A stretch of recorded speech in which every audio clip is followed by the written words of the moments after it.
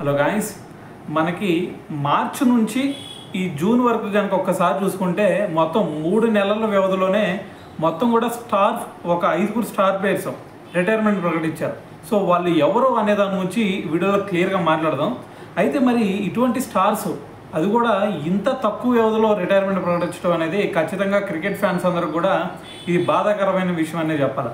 So మరి ఈ లిస్ట్లో కనుక ఫస్ట్ చూసుకుంటే మనకి మార్చి 5న ఏదైతే మరి ఛాంపియన్స్ ట్రోఫీ కంప్లీట్ అయిపోయిందో ఆ ఛాంపియన్స్ ట్రోఫీ ఓడిపోయాము అనే బాధతో మళ్ళీ దాని తర్వాత ఓడీఐస్కి రిటైర్మెంట్ ప్రకటించాడు స్టీవ్ స్మిత్.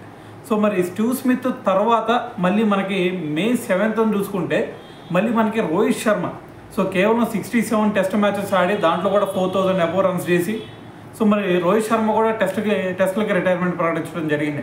సో ఎప్పుడైతే రోహిత్ శర్మ రిటైర్మెంట్ ఇచ్చాడో దాని తర్వాత ఇంకో 5 డేస్కి అంటే మే 12న మళ్ళీ విరాట్ కోహ్లీ రిటైర్మెంట్ ప్రకటించాడు. ఇప్పటివరకు 123 టెస్ట్ మ్యాచెస్ ఆడి దాంట్లో 9230 రన్స్ చేసి విరాట్ కోహ్లీ కూడా రిటైర్మెంట్ ప్రకటించాడు.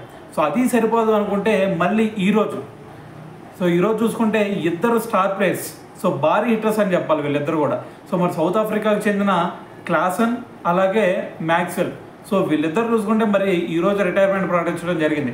మరి క్లాసన్ సంగతి కనుక ఒకసారి చూసుకుంటే ఇప్పటివరకు 59 ఓడీఐస్ ఆడాడు, 60 ఓడీఐస్ ఆడాడు, 59 T20 మ్యాచెస్ ఆడాడు. సో మరి ఈ రోజు వచ్చేసరికి మొత్తం ఇంటర్నేషనల్ క్రికెట్కే రిటైర్మెంట్ ప్రకటించేశాడు. దాని తర్వాత ఇంకో పక్క మ్యాక్స్వెల్ చూసుకుంటే ఇదే రోజున మళ్ళీ మనకి ఓన్లీ ఓడీఐస్కి మాత్రమే నేను రిటైర్మెంట్ ప్రకటిస్తున్నాను అని చెప్పేసి ఈరోజైతే అతను కూడా రిటైర్మెంట్ ఇవ్వడం జరిగింది ఓడీఐస్కి. సో ఇది ఈ విధంగా మరి వరుసగా మనకి మార్చి నుంచి ఈరోజు జూన్ వరకు చూసుకుంటే మనకి మొత్తం కూడా 5 స్టార్ ప్లేయర్స్ అయితే రిటైర్మెంట్ ప్రకటించారనమాట.